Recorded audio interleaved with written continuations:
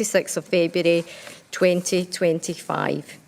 We have Councillors Allison, Anderson, Barker, Bradley, Brogan, Brown, Councillor Archie Buchanan, Councillor Matthew Buchanan, Councillor Kalikis, Councillor Carmichael, Councillor Chalmers, Councillor Clark, Councillor Convery, Provost, Councillor Corbett, Councillor Cowan, Councillor Cowie, Councillor Devlin, Councillor Dewar. I'm just going to check if we've got Councillor Donnelly.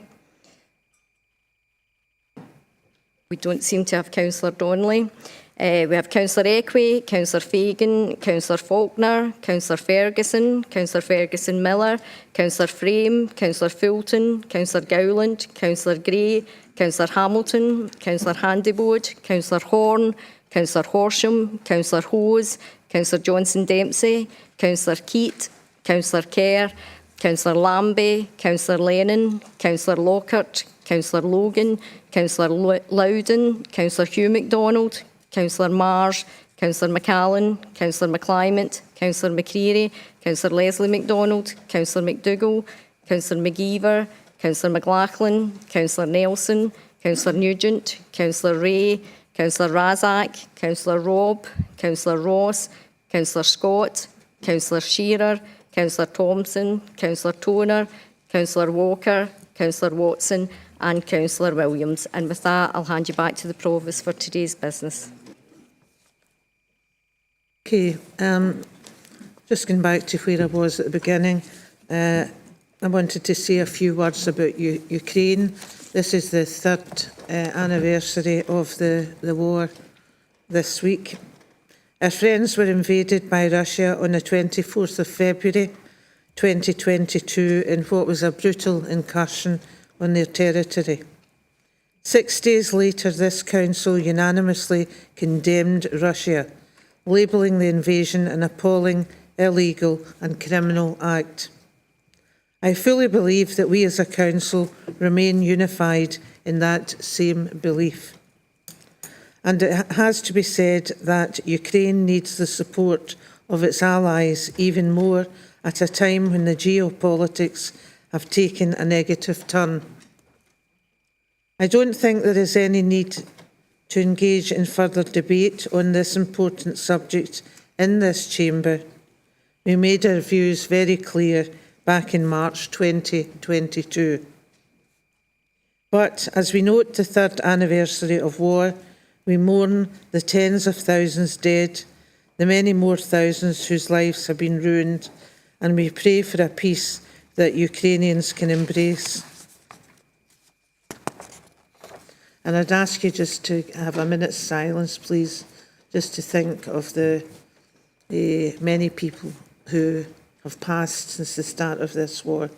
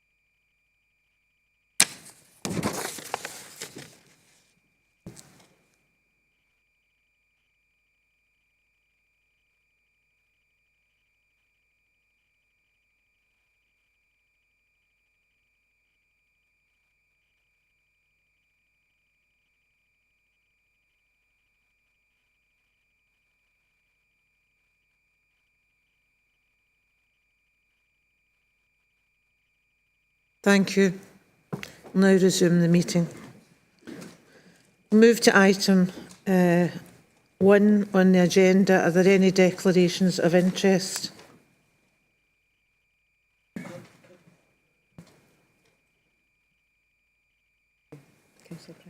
Ian will usually say something at this point. Are you bringing Ian in? Mm-hmm. Ian, would you like to remind colleagues of their obligations?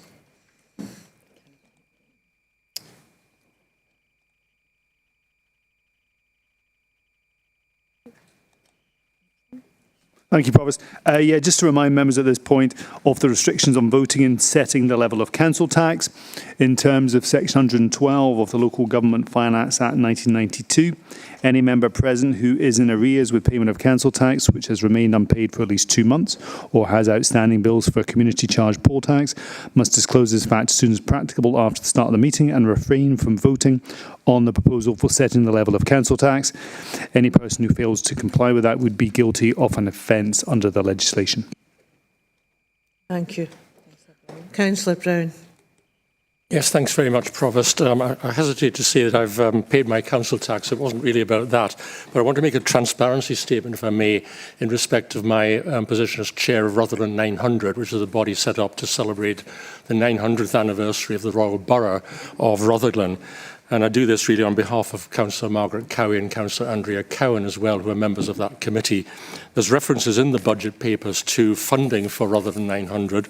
I think it's fair to say these are not for the organisation as such, but for the event. And therefore, I don't think there's a conflict of interest in any event. But I think it should be, I just wanted to make it clear that I had that interest and that involvement. And it is, in fact, mentioned in my declaration of registrable interest in any event. I hope that's satisfactory to the Chamber. Thanks, Councillor. Councillor Julia Mars. Thank you, Provost. I wish to make a statement of connection and transparency regarding EDR 04 on the basis of a family member benefiting from the instrumental music service. Following advice from Legal Services and through Legal, the Standards Commission, I'm advised I do not have a declaration of interest on the basis that the matter in question is only one aspect of the budget setting as a whole. However, if the meeting decided to discuss EDR 04 specifically, I would at that point declare an interest and take no further part in that section of the meeting. Thank you, Councillor. Councillor Elise Frame. Thanks, Provost. Instead of me repeating everything, I'm just going to say mine's is the same as Julia's. Thank you. Okay, thank you. Councillor Grant Ferguson. Thank you, Chair. It was just to have a statement of connection with regards to pages 46 and 50, which is FCR01. And it's to do with the fact that I'm a trustee of the East Kilbride Community Transport. Thank you. Any other points? No. Can we move on then to item 2 in the agenda? Oh, sorry. Councillor Gray. To have the same interest as Grant Ferguson, that I'm also a trustee of East Kilbride Community Transport. Thank you. Okay, thank you.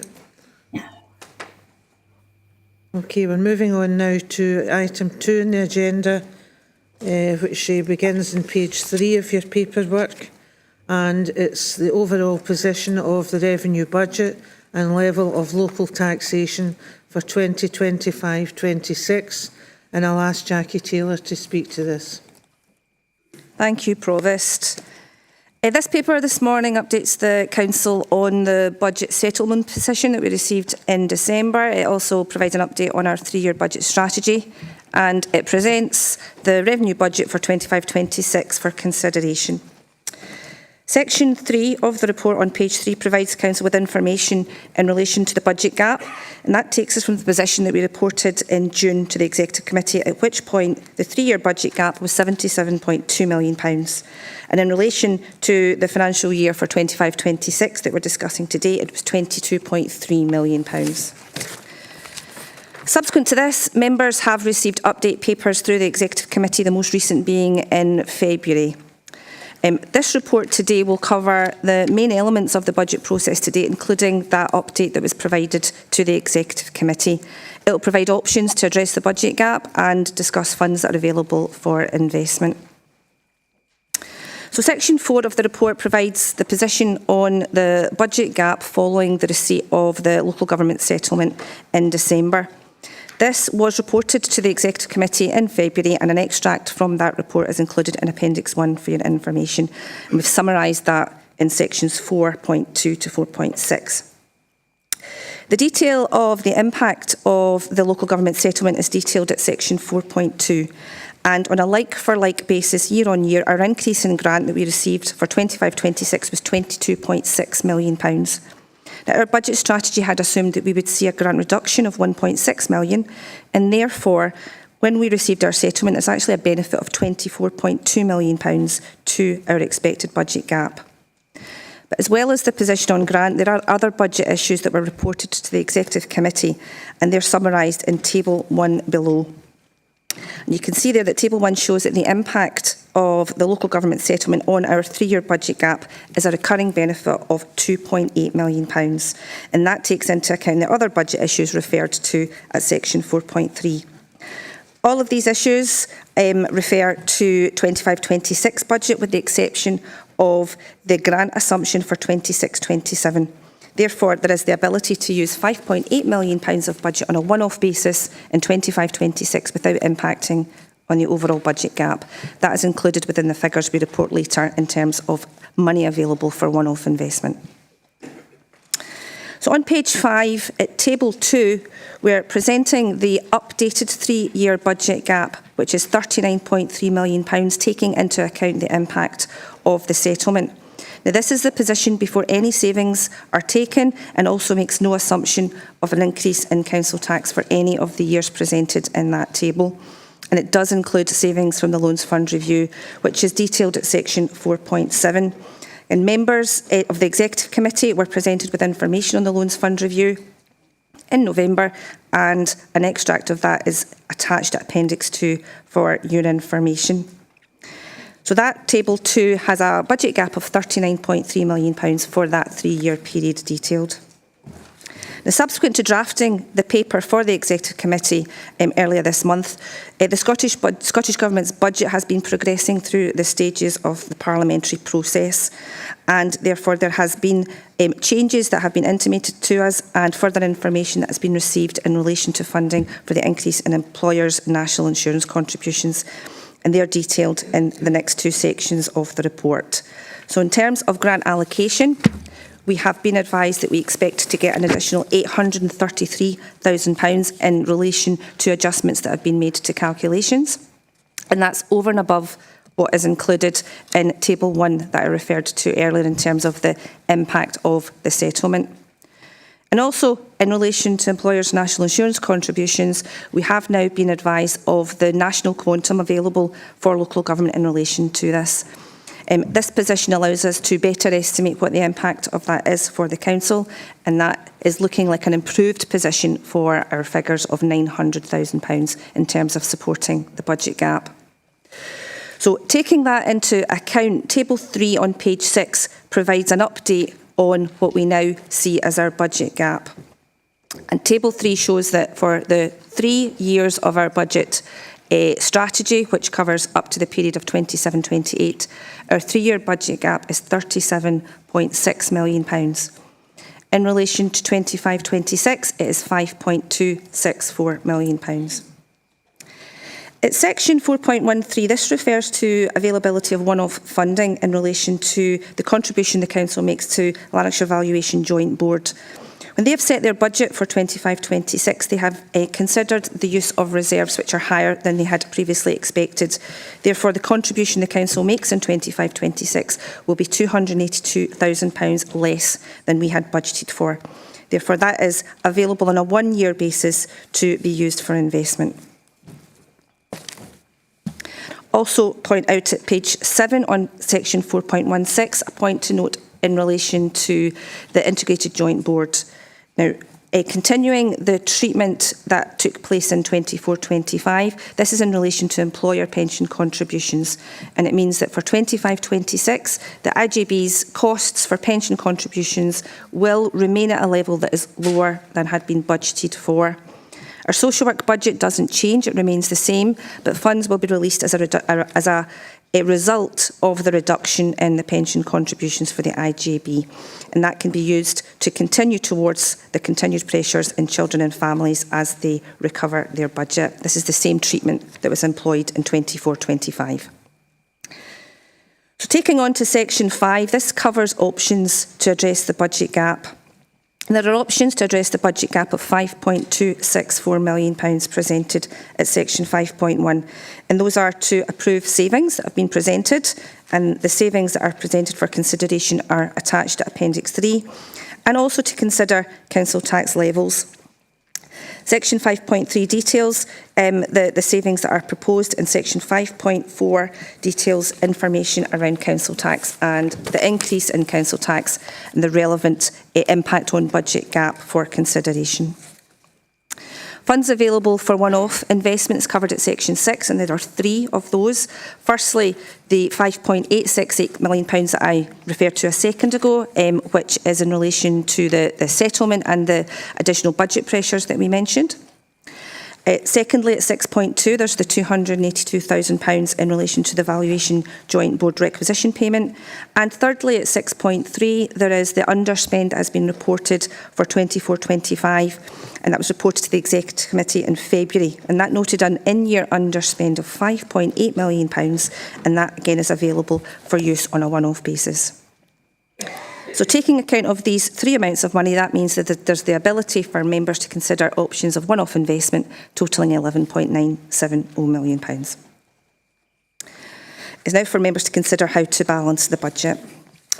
At Section 7, we've presented a balanced position for the budget, and the assumptions are shown at Section 7.2 onwards.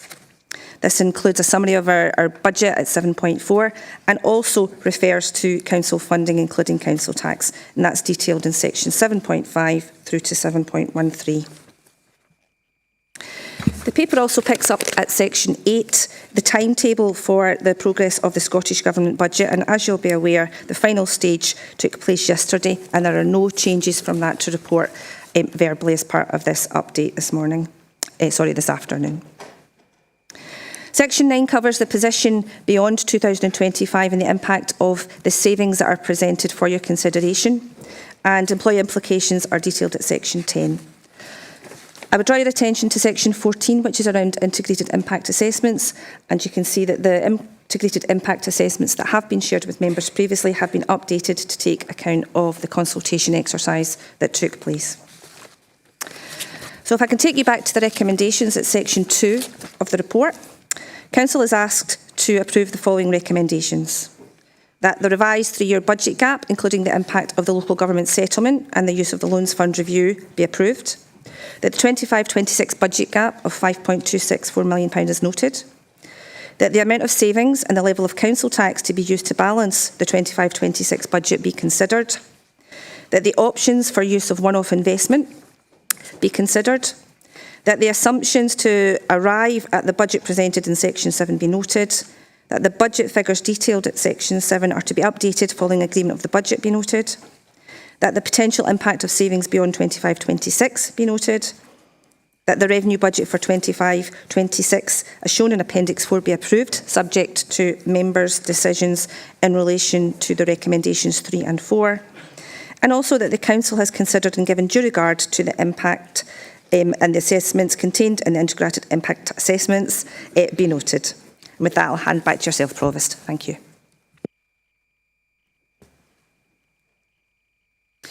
Okay, I'm aware that elected members have had time to consider proposals and have been kept advised of updates through the previous meetings and briefings, with the opportunity to ask senior officers questions at appropriate times. Given that, are there any final questions for officers on the paper Jackie has presented? Okay. Does anyone require a copy of the papers? No? Okay, I'll come to Councillor Fagan. Thank you, Provost, and I wish to move an amendment on behalf of the Cross-Party Working Group. Can I thank you, Provost, the Cross-Party Working Group and everyone who engaged constructively in this budget process. The proposals I will set out reflect the priorities of our administration, but also the consensus we have achieved on a cross-party basis on a budget to build back South Lanarkshire. This is the 3rd time I presented a budget as council leader, but it is the 1st time I have done so knowing that core funding to our council has gone up. Not by enough to replace what has been taken from us, and certainly not by as much as government spin doctors would have you or their MSPs believe, but by enough to allow us to make better choices when combined with the measures we take locally. bringing down the budget gap over 3 years while addressing a legacy of underinvestment and neglect, controlling revenue expenditure while creating space for new investment, working for the long-term interests of the people and workers of South Lanarkshire, not peddling easy answers for short-term gain. The underfunding of Scotland's councils fuels decline across the country, with services most visible to the community often the worst affected. We do not want to consult on the erosion of those services, but the budget gaps we have faced in recent years required us to do so. Fortunately, this budget today rejects the most controversial savings options and allows us to protect frontline services that shape our local environments. So we are today rejecting cuts to school cleaning, street gritting, street sweeping, litter collection, weed killing, grass cutting, and those savings that were represented from last year. We're protecting classroom budgets and holding voluntary grants at 2024 levels for a further year while a final review takes place. Of the £6.4 million of savings options we will accept, £3.8 million are management and operational efficiencies. This does not include proposed savings to parent council insurance, which we will retain. This will include savings to corporate accommodation, management structures and council procurement, and a range of other efficiencies, underscoring our intention to protect frontline services wherever we can. One way we protect services is to have a realistic approach to charging. A cross-cutting review identified that charges not subject to other reviews or statutory constraints rose by less than half the rate of inflation over the past 5 years, so we will raise £375,000 by increasing those charges. We will also increase burial and cremation charges, supported by 50% of all those responding to our budget consultation, and school meal charges, supported by 55%, and we will increase the cost of buying additional nursery hours, supported by 55% of respondents, bringing us into line with other authorities. We will find savings from better aligning our enterprise functions and from mentoring, because MCR pathways will be retained. I know there is concern about proposals to reduce the instrumental music service, and so this saving will be revised. We will accept efficiencies related to equipment only, where there is often, we understand, a surplus of supply, but we will not cut music tuition. Finally, in relation to housing support funding, we will accept the proposed saving. This proposal removes direct funding to 2 registered social landlords, an anomaly that should have been addressed years ago. This is one of the last councils to discontinue this type of funding, and prudent landlords did not expect this funding stream to continue. Mindful of concern among Hanover tenants over recent days, we will encourage Hanover Scotland to engage with council officers, as the other landlord concerned has done already. The council must be disciplined in how we allocate our revenue spending. It's because we've been disciplined that in South Lanarkshire today, our children access 1140 hours of early years provision from the age of 3, not the term after they turn 3. It's because we've been disciplined that in South Lanarkshire today, we are one of only 2 councils to have extended school clothing grants to the early years. And it's because we're asking the council to endorse that same discipline again today that we can raise the school clothing grant. That means a payment of £150 for qualifying primary school children, £150 for qualifying children aged 3 and 4 in early years establishments, and £170 for qualifying children and young people in secondary schools. In addition to the increase in clothing grants, our administration will write to the Scottish Government to invite discussion, subject to full funding, on piloting the extension of free school meals to young people in S1, S2 and S3 whose families are in receipt of the Scottish Child Payment. We will also honour our commitment to double the Estate Improvement Fund with £40,000 of recurring expenditure. The centrepiece of our budget is a £55 million boost to investment in South Lanarkshire with our Building Back programme. 2 years ago, we committed £13 million to a transformation fund for our leisure and culture facilities. Today we go further with a £24 million transformation fund to invest in the council's wider estate. Investment in more accessible, energy-efficient, modernised facilities. Investment that creates opportunities for local contractors, for our in-house workforce, and investment that can push forward our transition to net zero. People are demanding action on roads and footways, and there is a consensus across the council that we need to do more. This budget will therefore generate £12 million of investment in roads and infrastructure over 3 years, over and above existing revenue and capital expenditure. That is a £4 million per year boost to road spending. This budget invests £2 million in other transport initiatives, including the development of our Safe Routes policy and funding to take the Lanark public transport interchange to completion. This is the year we expect to see real progress on the master plan for East Kilbride Town Centre, backed up with £50 million of investment. We are now kick-starting the redevelopment of Hamilton Town Centre, putting £8 million behind the first stage of the Hamilton Master Plan, a plan to diversify town centre uses, densify footfall and win new investment to the local economy. I've already confirmed publicly that the administration will increase the scope of the Larkhall Leisure Centre project. We have increased that project budget from £9 million to £23.9 million, and this budget allocates a further £3.85 million. This is already the most expensive facility the Council has ever procured outside of our school estate, and it will now be expanded further. Our proposals will also invest over £2.7 million in the outdoors. That will include a £1 million boost to investment in outdoor facilities such as Muga pitches and football grounds, often complementing match funding. It will include funding to help Rutherglen celebrate its 900th year and funding to restore the historic Rutherglen bandstand. And it will include over £1.3 million of investment to take forward country park master plans. We will restore the White Bridge at Shatler and deliver a brand new attraction at Calder Glen, where we're currently considering a skate park or pump track. We will add a further £1.5 million to the £3.5 million Frontline First Fund. That's £5 million of investment to back our frontline roads and grounds workers. We're also allocating £350,000 to reduce waste and fly tipping, and because community arts do not receive the same support as community sport, we will establish a £50,000 arts development fund to test a new approach. This budget invests in every part of South Lanarkshire, in all 20 wards, and we can guarantee it with our local action fund. £1 million across 20 wards, £50,000 each, with investment approved by the Executive Committee following input from local councillors elected to serve those communities. But we cannot invest in our future without the means to do so. Council tax must rise to fund investment, reduce budget gaps, and undo some of the damage excessive Scottish Government funding cuts have done to our local services. The public have already seen proposals to increase council tax in other local authorities by 7.5%, 8%, 10%, 13.7%, but not here in South Lanarkshire.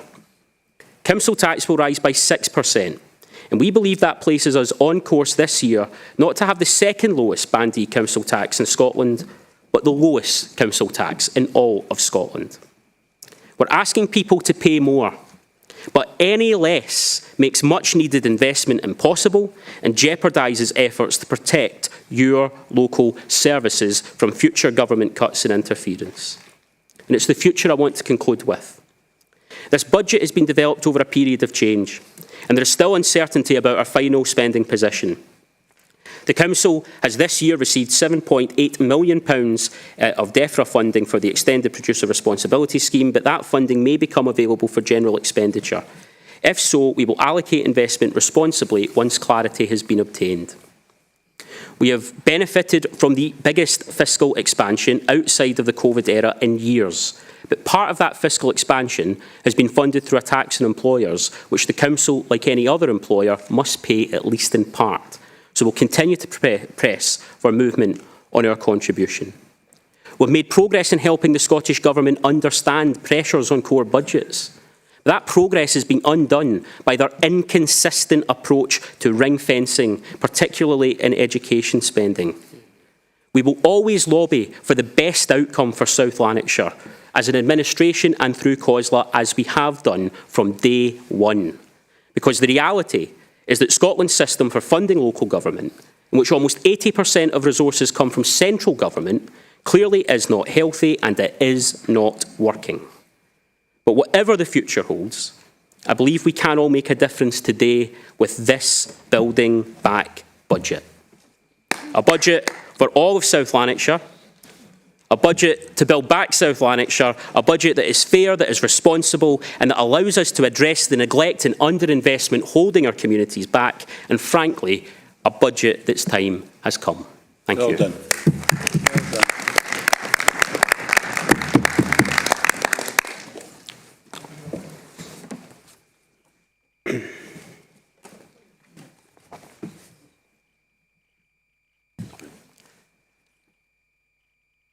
Can I check that you have a seconder for your proposals? Councillor Brown. Do you wish to say anything, Councillor Brown? Thank you very much, Provost and colleagues. I want to first of all thank the officials as I second this motion, particularly Paul and Jackie and their teams for all their work in support of the Council and its budget. We are fortunate in this Council to have a team of officials rightly regarded as the best in Scotland to manage our finances and find innovative ways of coping with the financial pressures that have beset and damaged local government in recent years. So against that background, I'm very pleased to second the Labour Liberal Democrat Progressive Administration's motion on behalf of the Liberal Democrats, and to take the opportunity also to thank the other parties and groups for their participation in the cross-party group on the budget, not least yourself, Provost, for chairing it. Arriving at an agreed budget is a significant achievement, even if the major opposition party on the Council stood aside from that and from the real influence over the outcome that would have given them. This is not a particular go at the SNP opposition, because I made similar comments about Labour when they were in opposition. Nevertheless, when the SNP propose their amendment shortly, the public should be clearly aware that this is gesture politics and that the SNP deliberately abandoned what should have been real influence on the terms of the budget in order to make meaningless and impotent noises off stage.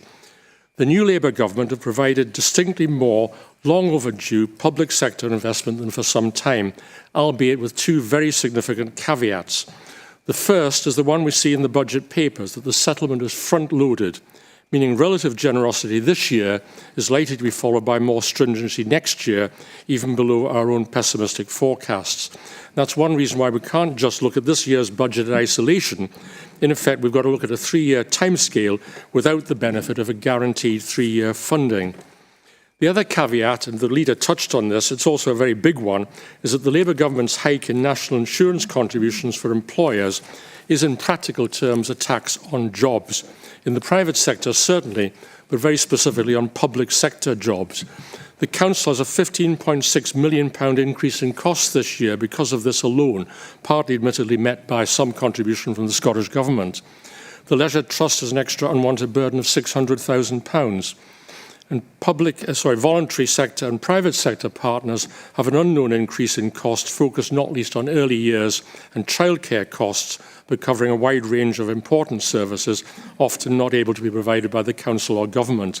And these substantial increases are only partially offset by specific grant increases. Nobody wants tax increases, but this particular one of the employer's national insurance increase must be a textbook example of how not to do it. It was interesting, by the by, to see the budget process play out this year in the Scottish Parliament, with important gains by the Liberal Democrats in particular. It's worth mentioning £100 million extra funding for hospices, which I know is close to your own heart, Provost, £4.5 million for long COVID, funding for colleges, for affordable homes, for babies born addicted to drugs, an issue I picked up some years ago when I visited the then Southern General Hospital, and for GP support and progress on the local government settlement. But as with South Lanarkshire, a parliament with no majority requires agreement across parties, and I'm bound to say this sometimes produces a better outcome than a budget from one party alone. And that's also the case with us. Liberal Democrats, as part of the administration, are delivering a number of key policy aims. At the beginning, with some high-level aims, to manage the savings target, which was then £71 million over 3 years, to continue to invest in sustainability to reduce ongoing property costs, to create flexibility to allow for investment in services, to tackle existing or emerging pressures, such as those on deteriorating roads or additional support needs in schools, and to deliver more of our partnership programme. More specifically, we had some aims which we've been able to deliver. These include ongoing progress based on last year's budget and a committed investment to stabilising and securing the future of the Leisure Trust and its vital services. Forward-looking investment in council and leisure trust properties to reduce the running costs and help the move to net zero. Sustained investment building on last year in roads to bring it up to steady state and beyond steady state, and a variety of investments in the local environment and local communities. We've delivered, as the leader said, an additional investment pot of £55.5 million. We've done it on the back of a council tax increase of 6%, one of the lowest in Scotland, which is predicted, as he said, to leave South Lanarkshire with the lowest council tax in Scotland. Now, I want to turn to some specific areas. Of course, anyone can produce different proposals, as the SNP have done, but I believe our administration has focused on the right priorities. And if you read the SNP amendment, it really is, frankly, a pale imitation of the proposals put forward by this administration. I'm not entirely sure that it doesn't echo what we've seen from the Scottish Government over a number of years, which is what appears to be investment in a variety of things, which actually vanish when you look at the detail of them in some substance. Dealing with specific issues, the voluntary sector, we've begun to make good on our partnership with the voluntary sector by rejecting the proposed cut in support and undertaking a review in full partnership with the sector of the support the Council provides. I would say on this that in my view it's essential and vital that the funding helps to sustain local core organisations like the CABs and LEAP while providing new opportunities for other organisations. That almost certainly requires a modest increase in voluntary sector funding next year, not a saving. We've also rejected cuts in other support given to local galas and events, which are helpful, I think, beyond their actual immediate significance. In terms of roads, the Road Asset Management Plan report in September was stark in laying out the challenge. Keeping our roads in a steady state now required £16.5 million a year in 2023. That's a year behind as these figures come through, compared with £12.5 million in 2018 and a capital spend of only £8.943 million this financial year. Safe roads benefit pedestrians, buses, cyclists, as well as vehicles, and the extra £12 million investment in our budget, along with other revenue and capital spending, will enable us to exceed steady state and make an ongoing impact on our roads over the next 3 years. And I've often made comparison with the success we've relatively had by comparison with some of our surrounding authorities. Safe routes, pavements and pedestrian routes are equally important, which is why our partnership agreement called for the introduction of a Safe Routes in the Community programme, which the additional transport funding of £2 million, working with other funds such as Active Travel, will enable us to develop, focusing on core pedestrian routes to shopping centres, health centres and the like. Time reminder. Sorry, say again? Time reminder. Thank you very much. Heading towards the end, I wanted to make a brief word of welcome to Rutherland 900, because the important outdoor investment funding does include significant support towards that, focused particularly on restoring the historic Overton Park bandstand.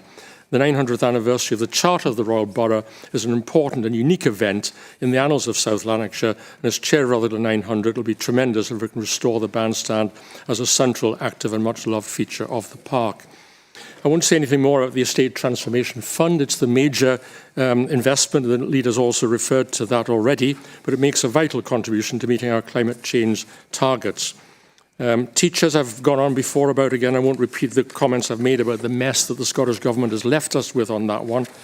But on environment, the combination of additional funding for the Frontline First Fund, the Waste and Fly Tipping Fund and the local initiatives should enable a noticeable impact on the environment of South Lanarkshire, while the restoration of tree planting funding suspending last year is also relevant. Provost, I hope colleagues will join with us in welcoming and supporting this budget. It provides long overdue investment in council services. It's sustainable. It helps bridge our challenging budget gap. And if the Scottish Government manages to hold itself back from undermining our grant support or interfering with our democratic control of South Lanarkshire's council tax next year, it sets us on a more promising road than we've had for some years. This is a budget which delivers things for people: a cleaner environment, better and more sustainable buildings and services, improvements in our outdoor facilities, safer roads and pavements, a stronger partnership with the voluntary sector. I urge colleagues to support it overwhelmingly and to make every penny of the funding provided by our citizens count for making South Lanarkshire a better place. Thank you very much, Provost, in seconding the motion.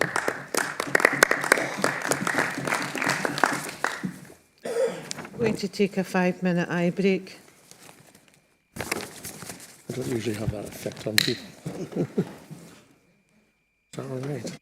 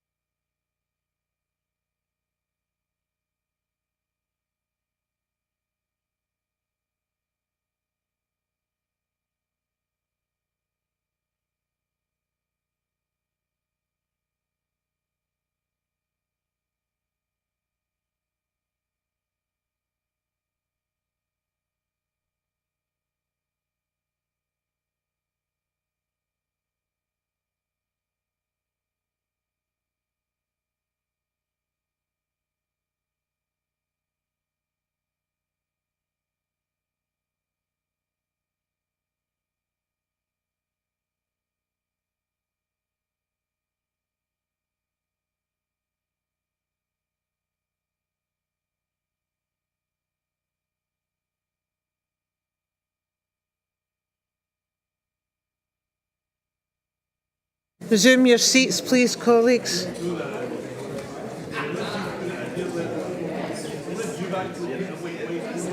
Okay, colleagues, order. Thank you.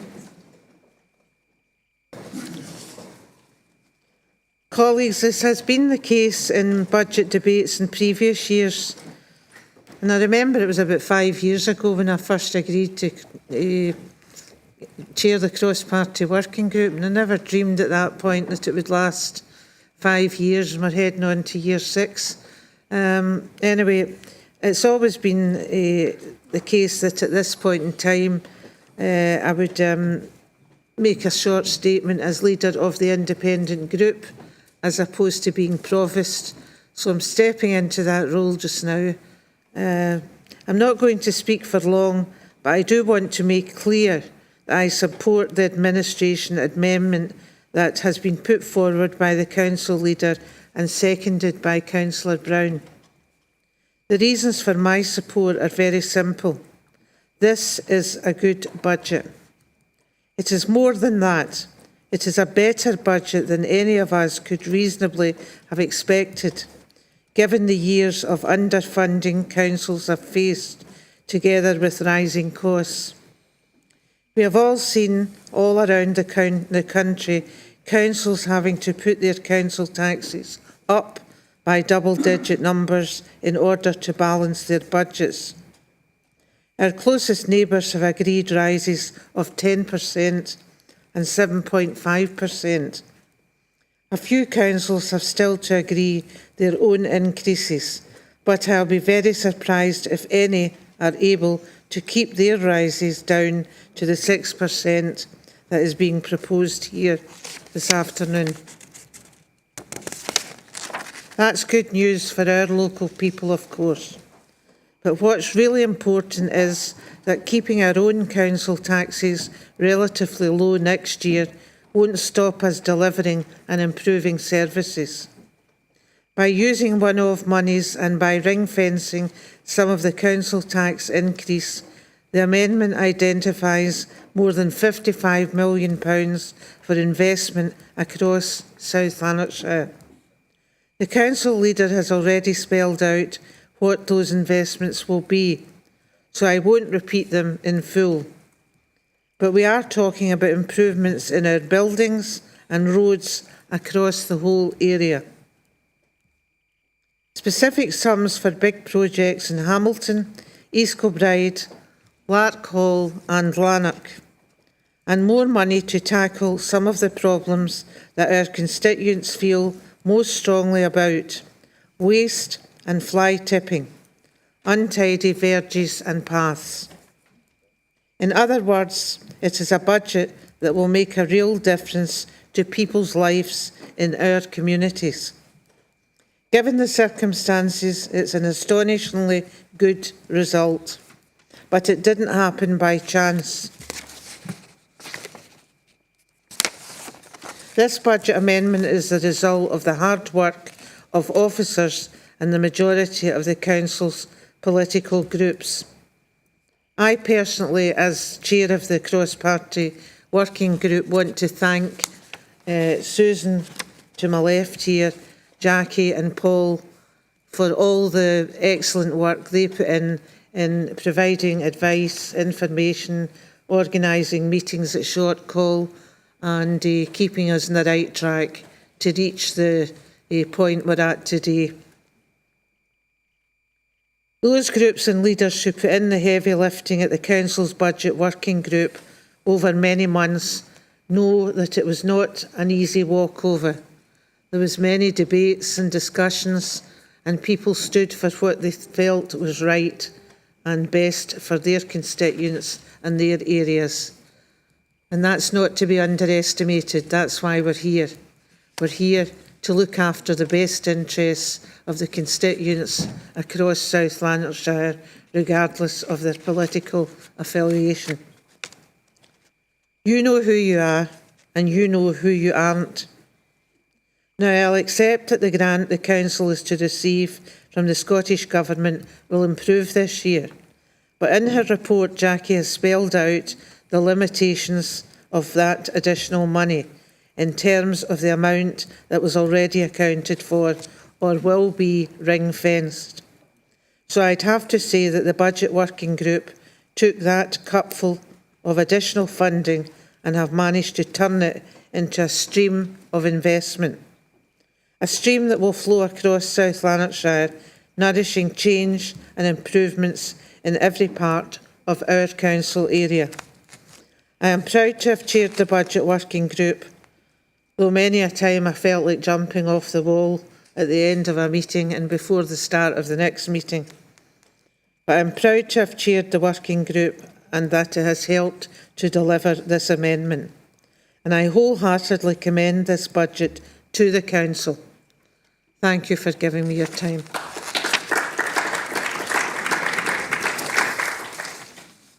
Okay, can I now invite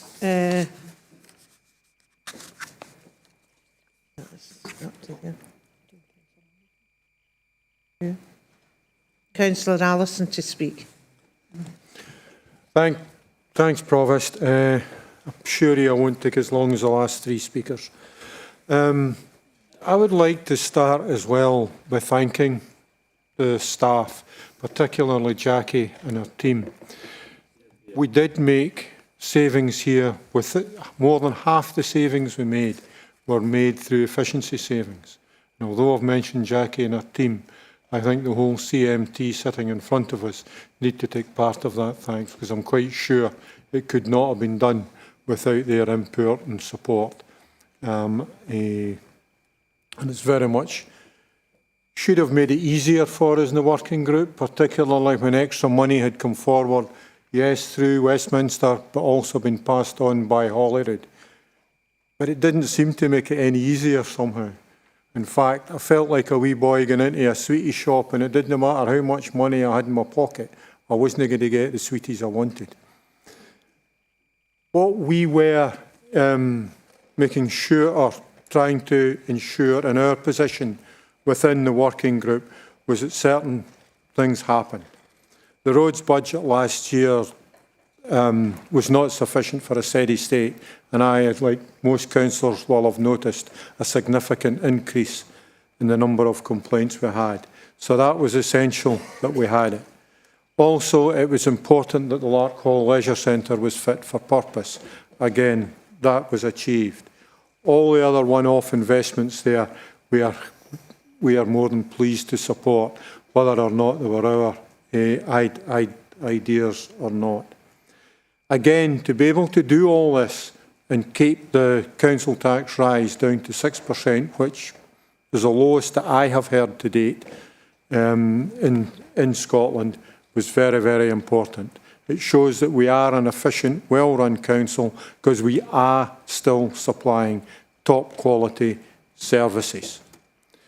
I think the final thing that's very important in this budget is that we had an eye for the future, making sure that some of the problems that may come up in the next year, we do not hit a cliff edge and have to make serious changes. It gives us a strong opportunity, and that is why in the working group we were willing to support this package coming forward, and we will be supporting it in the vote. Thank you.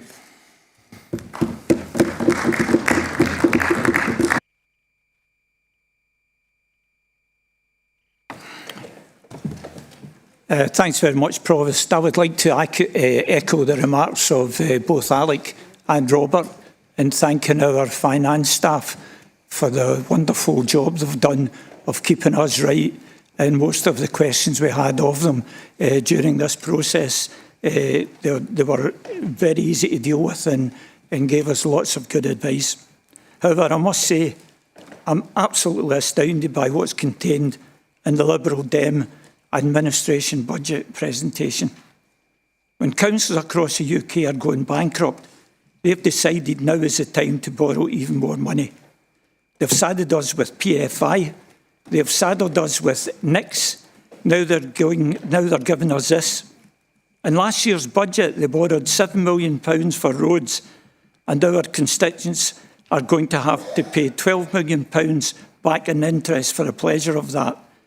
They're doing the same this year, and it's totally financially imprudent. They then don't even have the decency to keep council tax below 5%. Their rise would see South Lanarkshire households pay up to £3,378 per year, or £338 per monthly direct debit. The SNP's alternative opposition budget doesn't engage in this pie-in-the-sky nonsense. I hope members of the public will see that we in the SNP are listening to what matters to them. We sought to minimise the impact on household budgets, and we've invested in the need of both today and tomorrow. We've been able to work constructively with Councillor Robb of the Scottish Greens, and we've incorporated many of her thoughts in this amendment around a local heat and energy efficiency strategy, leading in play parts and support for parent councils and other matters.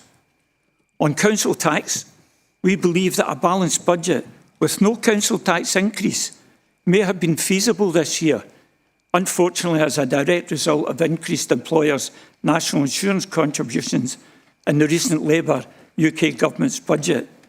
We are left to make the difficult and unwanted decision to either increase council tax or cut back on services. In this instance, we propose that a 4.75% increase is necessary to balance this budget, protect services and invest in our future.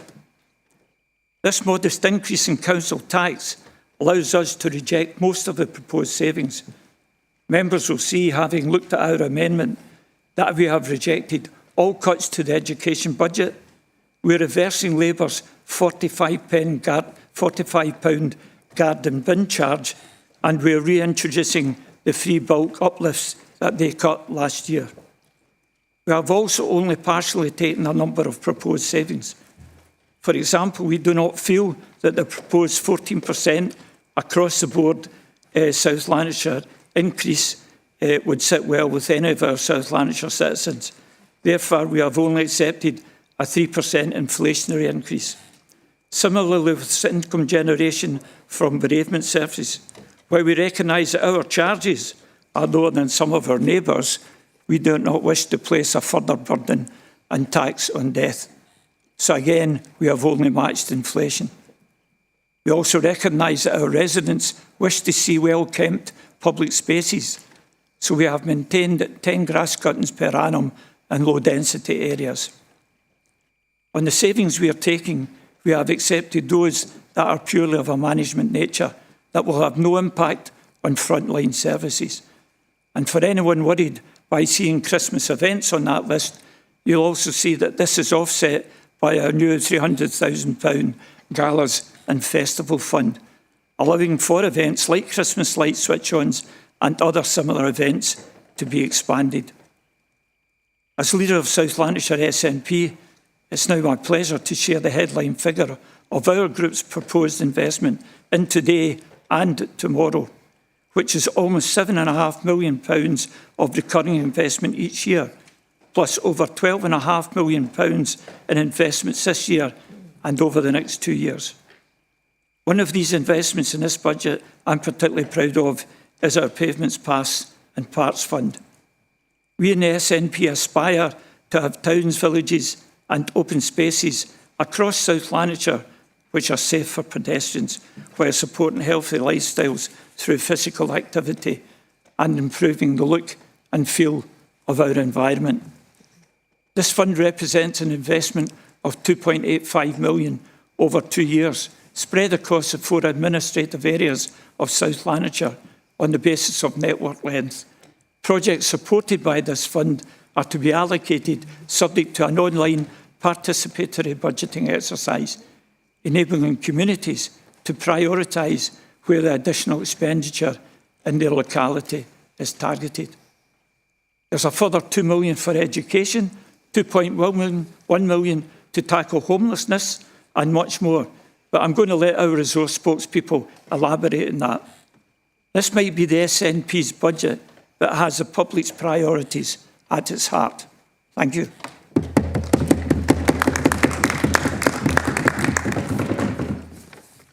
Okay, can I check that your seconder is Maureen Chalmers? Councillor Chalmers, do you wish to speak? Thank you. Thank you, Provost. Thank you. And just to add my thanks to Jackie and her team for all the support they've given us, particularly over the last few weeks. I'm honoured to second the SNP alternative budget.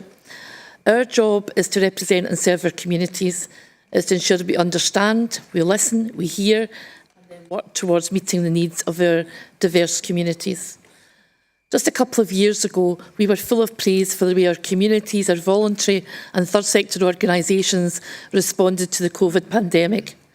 Relationships were built up between communities and the council. There was a sense of working together, and do you know, it worked. It worked well.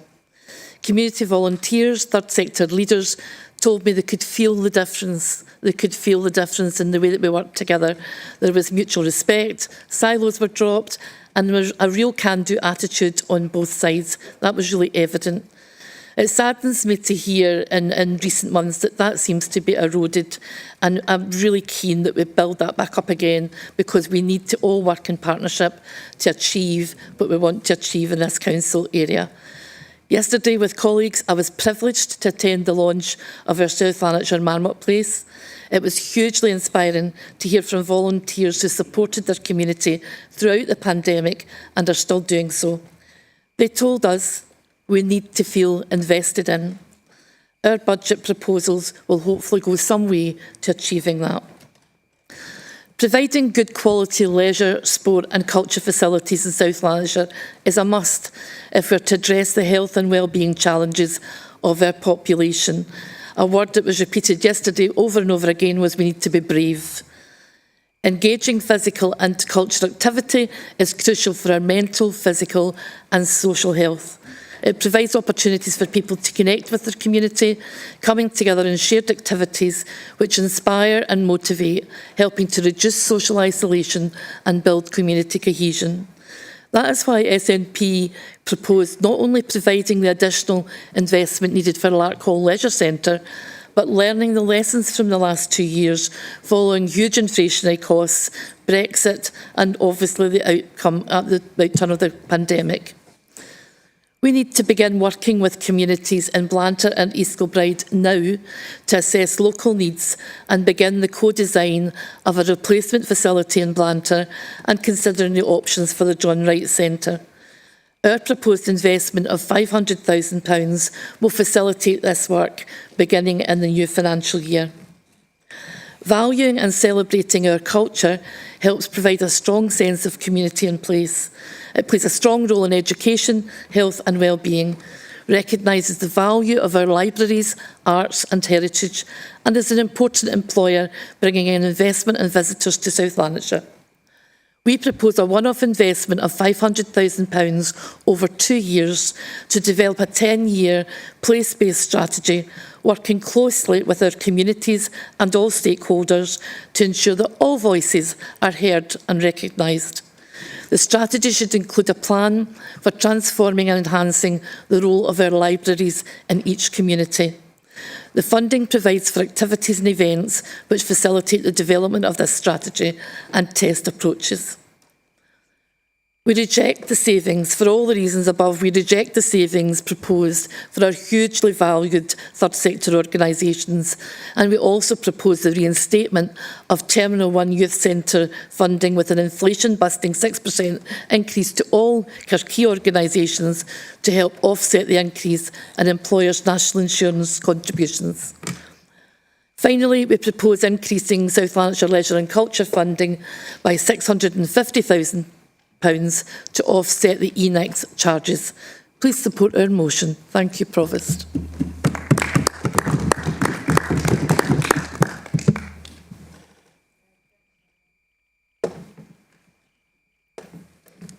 Thank you very much, Provost, and good afternoon, everyone. Council, we want South Lanarkshire to be the best place to play, learn and work. And talking about the futures of our young people, never meaningless noise, Councillor Brown. We would not cut a single penny from the education budget. The administration are choosing to slash the instrumental music service budget. They are raising nursery fees, hitting parents and carers in the pocket. They are removing funding from the Enhanced Personal Support Programme. This is support for young people who face more barriers or challenges to their learning and life course than others. And mitigation is not enough, Council. Our young people need investment, not the prospect of paying back the loans which are propping up the administration's budget today. Let's be clear, there is not a single penny in the administration budget which is a direct investment in our nurseries and our schools. Our funds will deliver an additional nearly £2 million annually directly to our classrooms, our playrooms, our community spaces, dining halls, learners and their families. Per capita budgets have a huge impact on the everyday learning experiences of pupils and on staff, allowing decisions to reflect local circumstances, and they're crucial to achieving the best outcomes. We have listened to the concerns of our school communities. It is simply not feasible or not fair to ask schools and nurseries to do more with less when costs are rising. Not only are we rejecting the proposed cut to per capita budget, we are boosting this funding by 10.3%. That's the best way to provide the vital tools and resources that our staff and our learners need. We're also rejecting any price rise to school meals, a cost increase that will significantly hit many families in the pocket. However, we've taken cognizance of rising food prices, so we're freezing prices while providing recurrent funding to offset this, providing extra money to ensure high quality, healthy meals can still be provided, and there's money for expanding projects around reducing food waste and increasing uptake. Council, we are lucky in South Lanarkshire to have a highly regarded and highly skilled community learning and development team. Their work is key to widening access to lifelong learning, tackling digital exclusion, meeting additional support needs and improving health and well-being. Our budget recognises the value and the importance of this work, proposing a recurrent uplift of £1 million to the Youth, Family and Community Learning Service. Council, the administration's budget today is only balanced on the back of future generations. They are borrowing heavily to give the illusion of largesse. Council, that is not our approach. Our learners, their families need support now, and that is what we are offering. Thank you.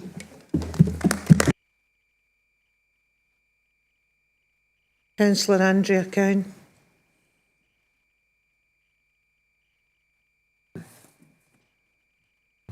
Sorry, I thought Councillor Clark was before me, so I haven't got mine ready. Just bear with me 1 second. Sorry, I've got it. Yeah. Thanks, Provost. Sorry about that. Having declared a housing emergency on the back of record homelessness numbers only last year, I'm surprised that there's no money and no funding in Labour's budget amendment to address this. While there has been a very slight decrease in homelessness presentations, unfortunately, South Lanarkshire Council remains within the 5 local authorities with the highest numbers. The fundamental right to a permanent, safe and warm home is a priority for us, and that's why we propose to invest £1.9 million in the rapid rehousing transition to support the funding that's coming to this council from the Scottish Government. This will help to prevent and drive down homelessness in South Lanarkshire and improve service delivery and outcomes for our residents who find themselves without a home. Over recent years, our housing staff have dealt admirably with the rising level of their homelessness caseloads, and so, to ease pressure on our existing staff, we have provided funding in our budget of £180,000 over 2 years to employ 3 additional homelessness support officers. At almost every housing committee over the past 6 months or so, successful CAT transfers have gone through.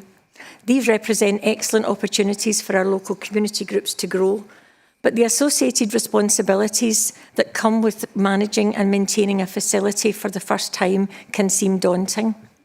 To help ensure success, we propose £200,000 funding over the next 2 years for 2 dedicated post-CAT support officers to provide ongoing support to our community management teams as required. In closing, I'm also delighted to see funding in the administration amendment for Rutherglen 900. Although, given the costs involved with repairing the Overton bandstand, I heard recently a figure of £350,000, it doesn't look to me as though there will be very much left for the actual community celebration.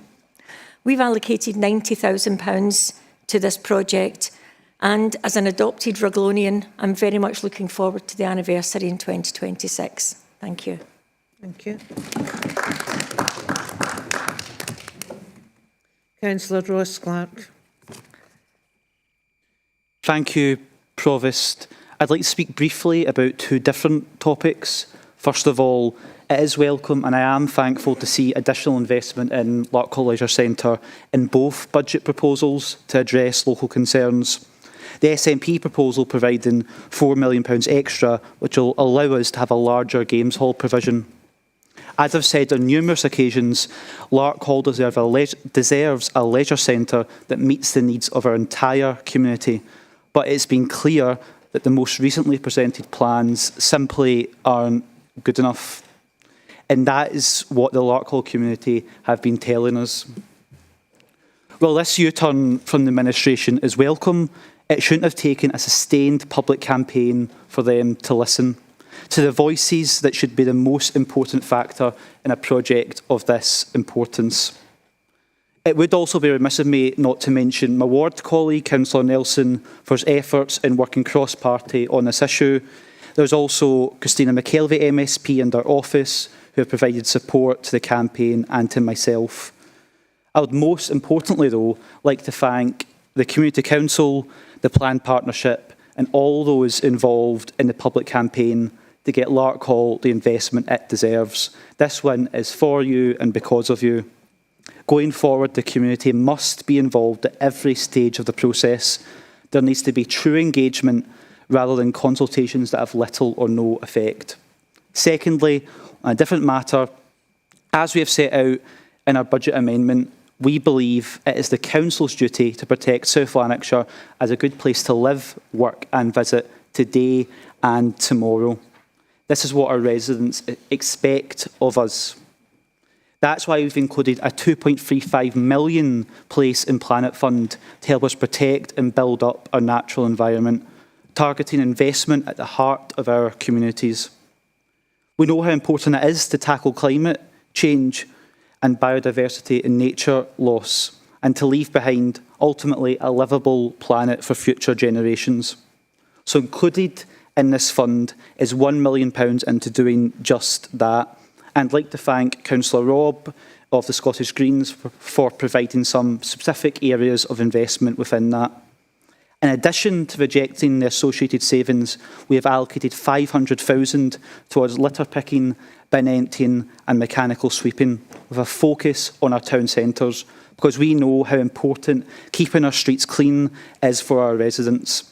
Councillor Robb also asked that enforcement be included within this, and we're more than happy to accept that. Most importantly, we have listened to our residents, and as a result of a record settlement from the Scottish Government, our budget will reintroduce the 1 free bulk uplifts per year for households. Of course, we'd have liked to invest more in these areas, but we've had to cover the costs to reverse Labour's unpopular policy of charging £45 for garden waste uplifts. Residents should feel proud of the places they live. This fund won't fix things overnight, but will help us in that journey. This budget focuses on tackling litter, fly tipping and cleaning up South Lanarkshire, while investing in current and future generations. Please support the SNP budget. Councillor Elise Frame. Thank you, Provost. I'm happy as part of the SNP budget we have listened to our constituents and officers. We are aware of the challenges that the social work resource face, and this is why we plan to invest £2 million over 2 years to tackle delayed discharge from hospital. This will then help ease the pressure on our NHS. We're also investing a further £285,000 to explore a hub and spoke model for social work in Clydesdale area, recognising that the rural nature of the area means they have unique needs in South Lanarkshire. This is an SNP opposition budget for today and for tomorrow. Thank you. Thank you. Councillor Robb. Thank you. Afternoon, everyone. I'm going to cover three things in my speech: priorities, budget process and the future. Firstly, I'll outline the priorities for me as the only Green going into this year's budget process and how those will inform how I vote today. Basically, I'm prioritising health, happiness and resilience into the future. Then I'll talk a bit more about the process of preparing budgets in this council. And finally, I'll talk about what else needs to change about local government and politics to take us forward. So, talking about priorities, they should be led by the people you represent and core principles to guide you. To me, it's been loud and clear for years that people want things to be maintained, they want investment, they want support and opportunities so they and their families can thrive now and into the future. Underpinning these priorities are my core Green principles of equality, sustainability and subsidiarity. That's why the proposals I sent round to political leaders 2 weeks ago challenged us to do things differently, invest in prevention and develop sustainable solutions. Greens will always stand up for services that invest in our young people, prevent crisis and help communities to do more for themselves. I've developed investment ideas to repair and renew our public infrastructure, including cleaner, greener streets and green spaces that work for people and nature. Now, talking about the process. Being part of the budget working group and preparing my first budget has been a lot of work. I've learned a huge amount, contributed a lot and had such helpful support from the officer team. Thank you. But fundamentally, I'm disappointed in the process. The only change from last year, when it was 10 minutes to get to read the budget, has been sharing amendments just a few hours before. That's not engagement.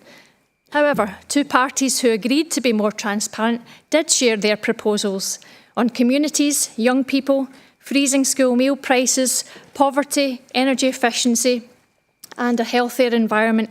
The SNP and Greens were able to find some common ground. That's not to say there weren't some great things in the administration proposals too. I just wish we'd changed the process to help develop a shared proposal. Now to the future. With years of austerity, increasing needs, the pressures of national insurance and inflationary hikes, a climate crisis and a broken council tax system, much more needs to change. Future investment is particularly needed on our housing stock and the public realm. Councils still need fairer funding and more powers to raise their own funding, and the national insurance hike needs to be fully compensated for. And we need the vision to do things differently. We need to make the case that public services need consistent investment and taxation that isn't a pre-election gimmick, but an investment for our future, and the broadest shoulders should pay their fair share. To do better for our communities, our politics also needs to change, and that will take change on all sides. Less political point scoring, more trust, a more mature and getting down to finding solutions kind of politics. Having prepared a budget, I know that if we have the political will, we can make time to do things differently. I know we can absolutely take the best of the process we have now and develop them to work better for everyone in South Lanarkshire.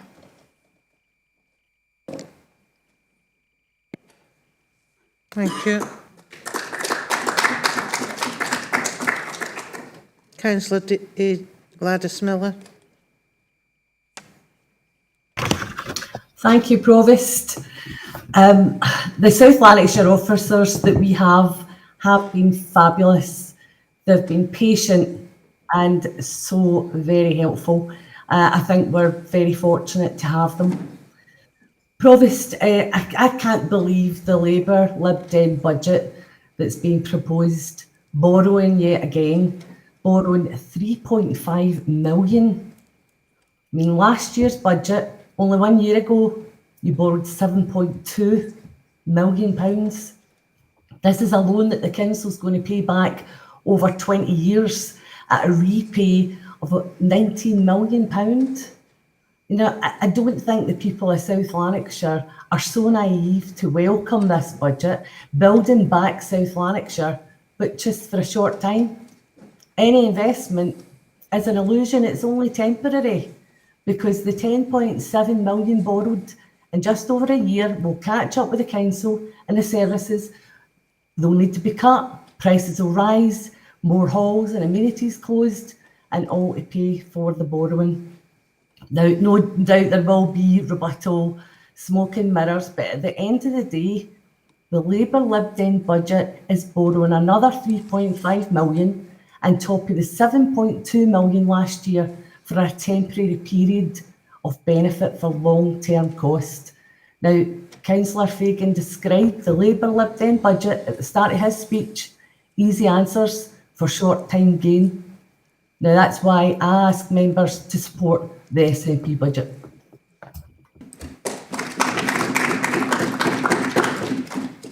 Councillor Watson. Thanks, Provost. I would like to echo the comments have been made about the officers and thank them for the work that they put into this budget right across the board.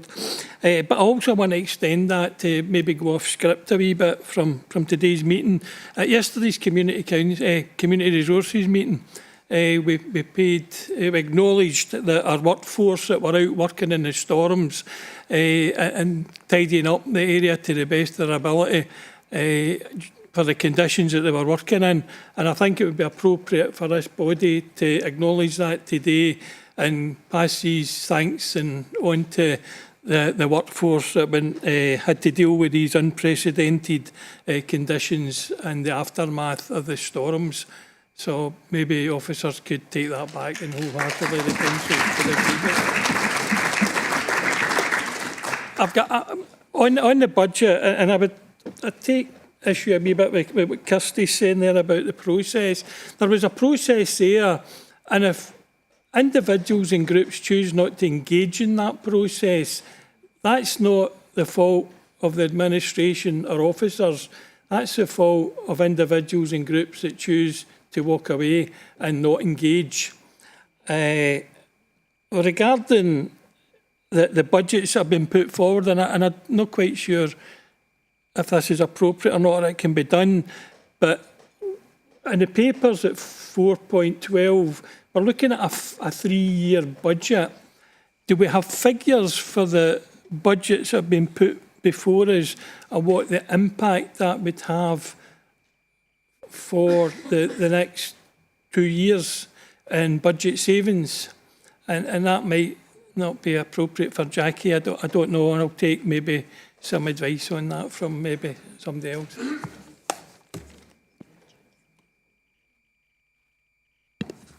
Yeah, just to check what you're looking for, in terms of the budget gap that I've presented in that paper at 4.12, the budget gap for the next 3 years is £37.5 million.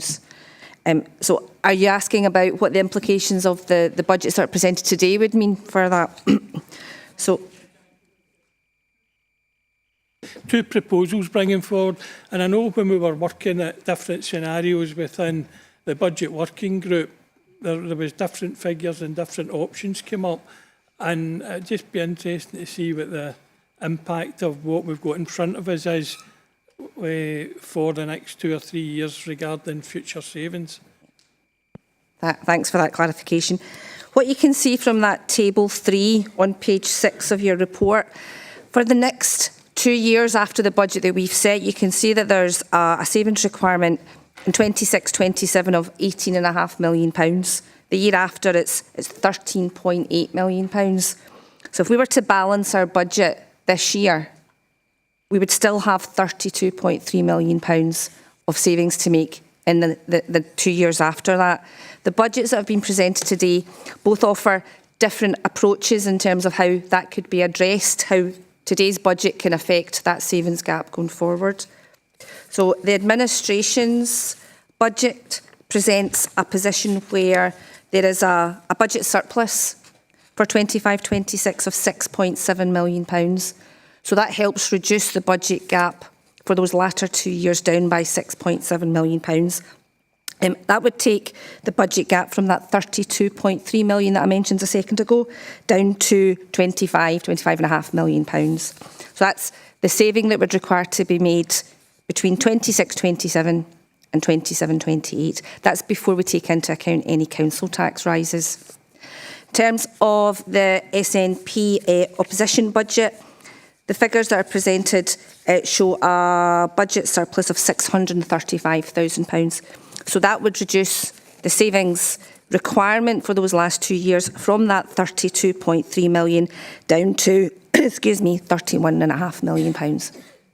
So 25.5 to 31.6 is the difference between the two proposals. Thanks.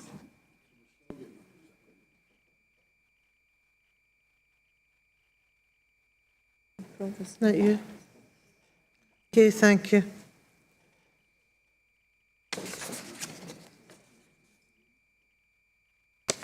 Okay, I'll pass you over to Susan now. And we'll go to a vote.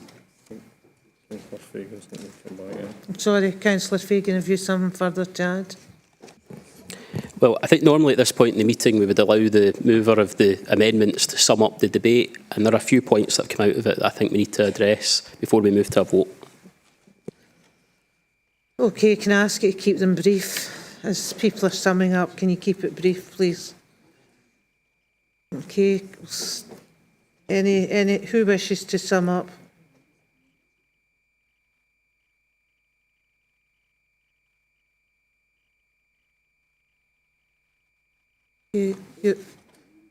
Councillor Fagan. Well, if there's nobody from the other side going to do so, can I just conclude this debate? I want to repeat and correct some of the statements that have been made. I want to repeat the disciplines that we need to apply to this budget, bringing the budget gap down over 3 years while addressing the legacy of underinvestment and working for the long-term interests of South Lanarkshire, not peddling easy answers for short-term gain, which is riddled right through that opposition amendment. The proposals I set out achieve that because, as you've just heard, we're bringing the budget gap down to £26 million before we take any decisions about council tax for 2026 or 27, and we are ramping up investment with a £55 million building back programme for South Lanarkshire. We're taking decisions now to help this council avoid deeper cuts to come, and doing it all with a council tax increase of 6% that puts us on course to have the lowest council tax in Scotland. The SNP amendment, which I accept contains some worthy ideas, has somehow managed to be unambitious and unrealistic at the same time. If it were to pass, we would still face a budget gap of more than £31 million. So next year, when we're setting a budget, we would face a black hole that is £6.1 million bigger than what is projected today if the working group's proposals are accepted. Do not let them lecture anybody about fiscal credibility or competence when that dog's breakfast amendment is what they're putting forward to this council. The one constant from this SNP group over the past 3 years is that every budget amendment they've brought forward would leave this council with a bigger black hole in its finances than the budget that passes, and people would pay the price for that with deeper and more savage cuts to their public services, and that's why we have a responsibility to reject it today.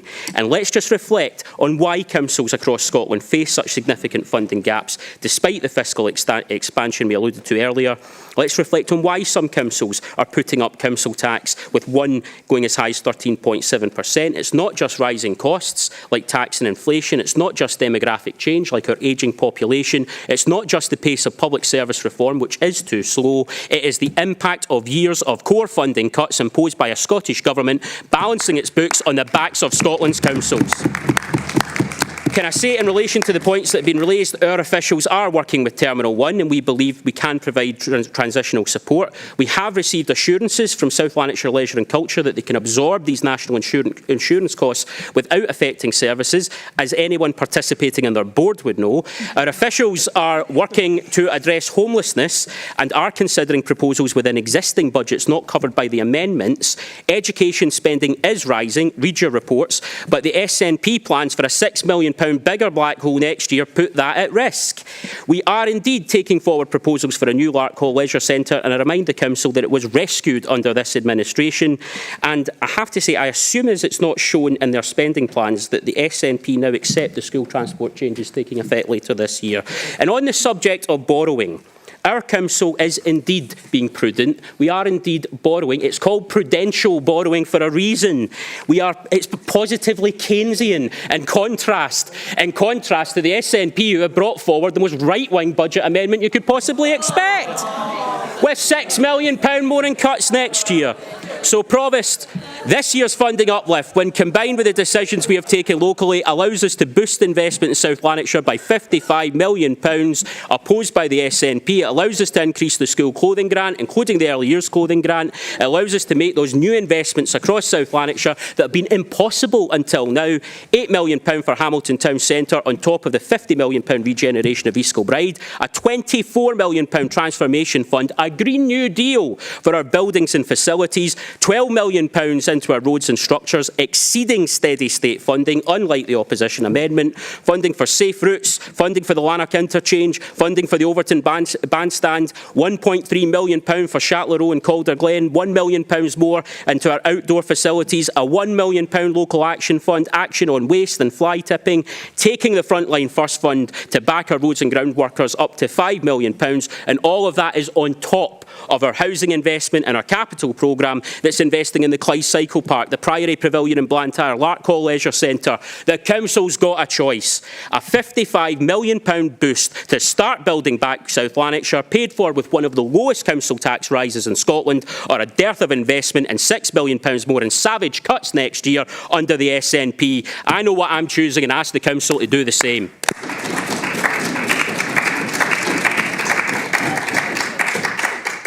Okay, final speaker, Councillor Ross. Yes, thanks very much, Provost. I hope Joe's feeling much better after that shouty rant. It's not going to convince us here in the SNP that what we proposed is much better than what Labour's proposed, and I'm not going to extend it further than that, but I think he needs to just calm it down a wee bit in case it has an effect on his health. Thanks.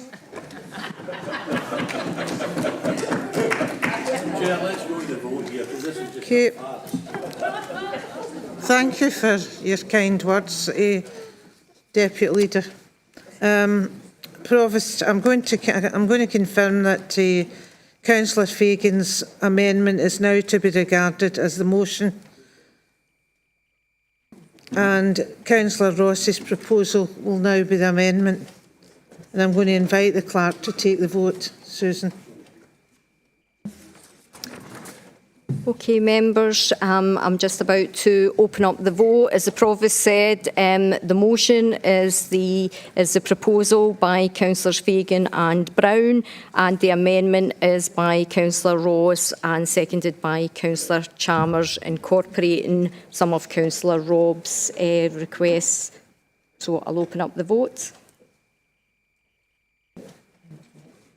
Yeah, I know that.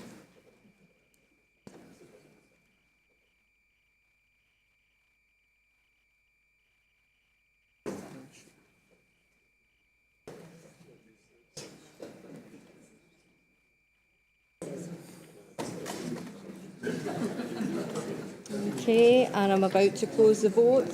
Vote's been closed. Please vote.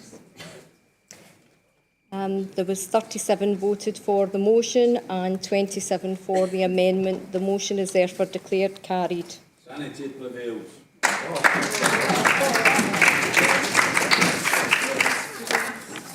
Point of order. Which point of order are you? I do not have a standing order number in front of me, but we have consistent heckles and shouts, and including shouts at yourself from the Deputy Leader of the Council. This has been going on and on since the start of term. I don't believe it's acceptable. That's factually incorrect. You better withdraw it.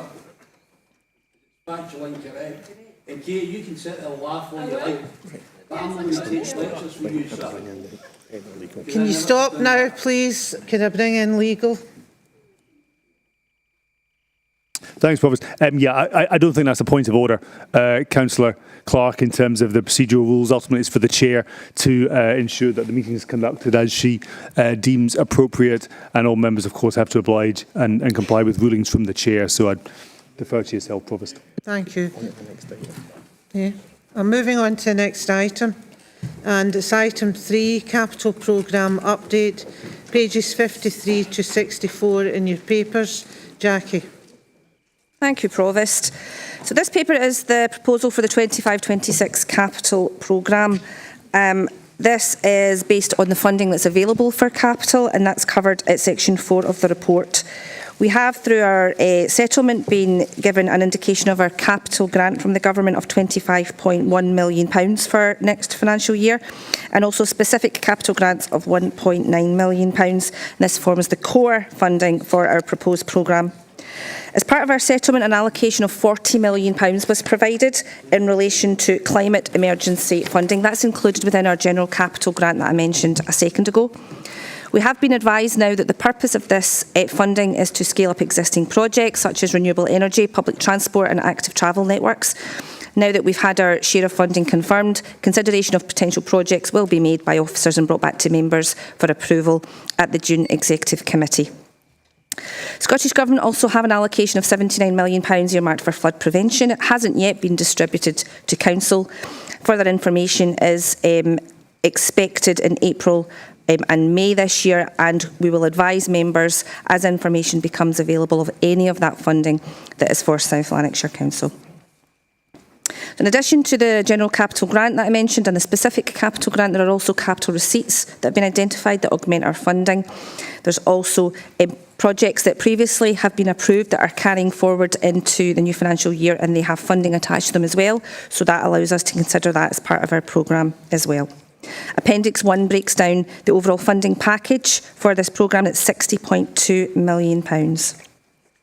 In terms of our proposed spend on capital for 2025-26, that's detailed at section 5 of your report on page 54. There are a number of core projects that are detailed at 5.2. These core projects have formed the basis of our capital programmes in recent years. These include roads carriageway and infrastructure, planned asset investment management, life cycle replacement for schools, prioritised urgent investment for our estates, private housing scheme of assistance, schools ICT and IT infrastructure. The projects that relate to those core projects details are in Appendix 2 for your information. This is before the outcome of the budget discussion that we heard as part of the last paper. Some of the information covered in sections 5.3 to 5.5 give a little bit more information on some of those projects that I mentioned, including Roads Carriageway, Larkhall Leisure Centre and other projects that have been included within the proposed programme, including Ash Dieback Action Plan, Headstone remediation works, allocations for our Clyde Gateway regeneration programme, and also a contribution towards Clyde Cycle Park project that's detailed at the bottom of page 54. We have an allocation from the government for play parks, and that's covered at section 5.6 of the report, and that is £1.5 million, and that's included within our general capital grant. We've also included in the programme levelling up projects, including Shawfield, and that's detailed at section 5.7 of the report. I mentioned earlier that there's specific grant funding that comes from the Scottish Government. That's covered at section 5.10, and that's in relation to vacant and derelict land, cycling and walking and safer routes, and they're included within our proposed programme. And 5.11 covers that climate emergency funding that I mentioned a second ago. We have included that within our programme, but we will come back to Executive Committee with proposals for those projects. I also mentioned a second ago that our funding includes funding for projects that we're carrying forward from this year. And again, that expenditure is also included within the proposed programme. Details of those are included in Appendix 3 for your information. At this point in time, we haven't included full information around our approved Glasgow City Region City Deal projects. We're working with officers to estimate the spend that will be made in 25-26, and that will be added into the programme as we report back to Executive Committee in June. So to summarise, at 5.16, we have presented in Appendix 4 a proposed capital programme totalling £60.2 million, and that is for members' agreement today. Just finally, at Point 6 on page 56 of the report, we're required to report on issues and risks around the delivery of our capital strategy, and that's included at Appendix 5 for your information. We will be producing a long-term capital strategy during 25-26 to be brought back to members. So taking you back to section 2 of the report and the recommendations, we're recommending that the 25-26 proposed capital programme totalling £60.2 million that's detailed in Appendix 4 be approved, and also that the Council has considered and given due regard to the assessments contained in the integrated impact assessments that have been shared with members, and a link has been provided. Be noted. Thank you, Provost. Thank you. Can we agree to note the report? Get a couple of members coming in.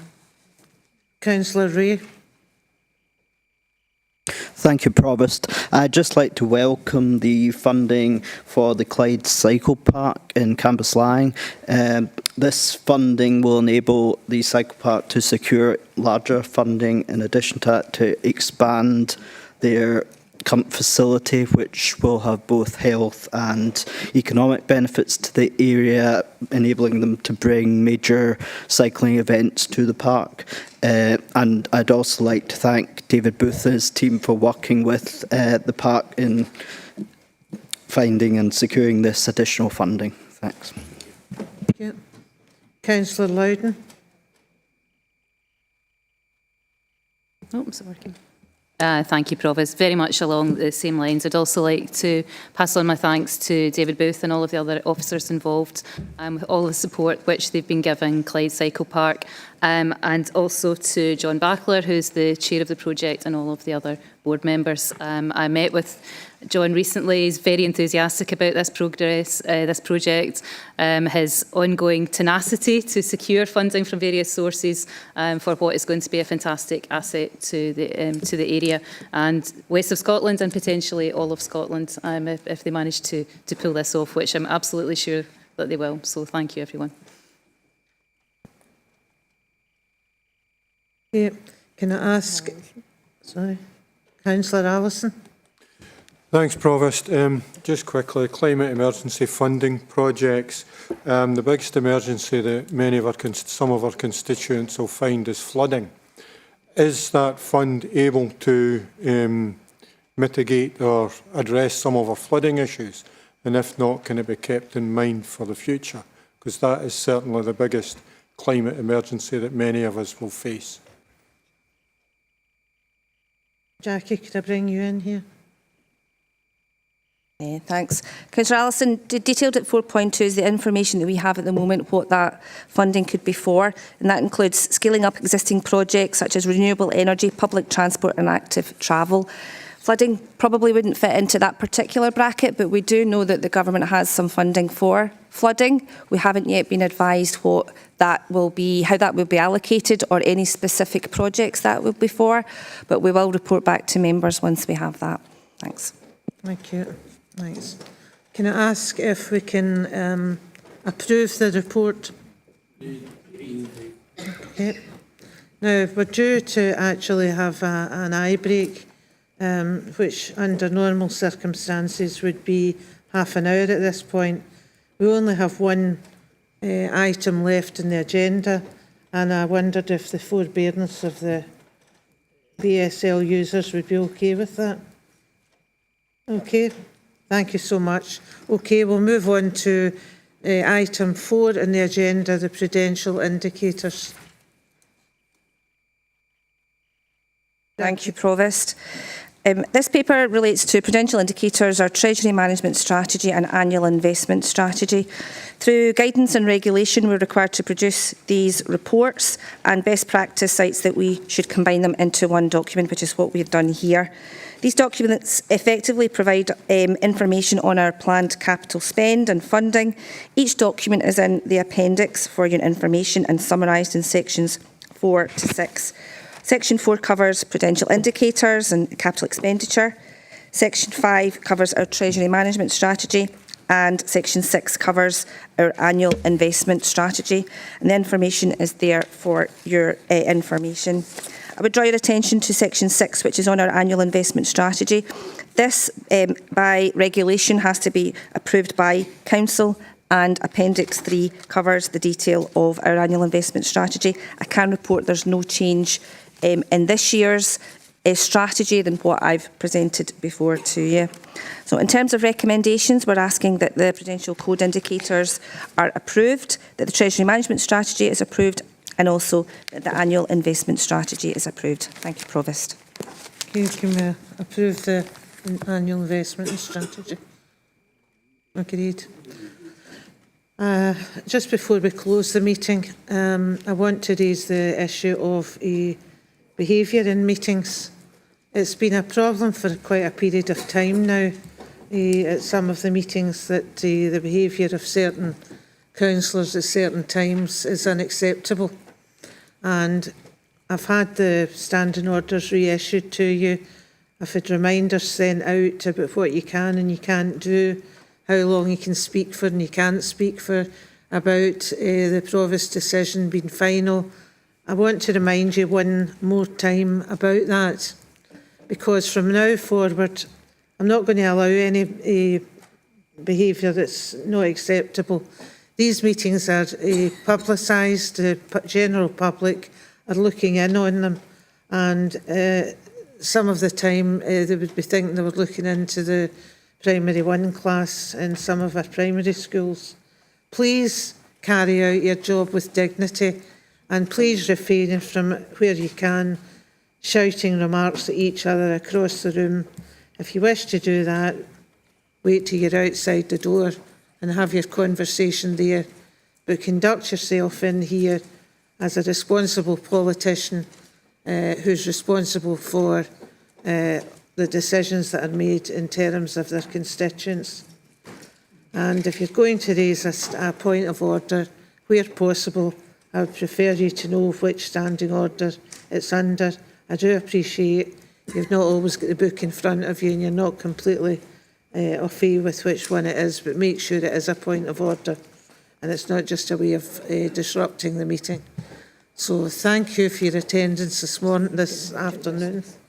And I have no urgent business that's been brought to me, and I wish you a good afternoon and a nice weekend when it comes along. Thank you. Thank you.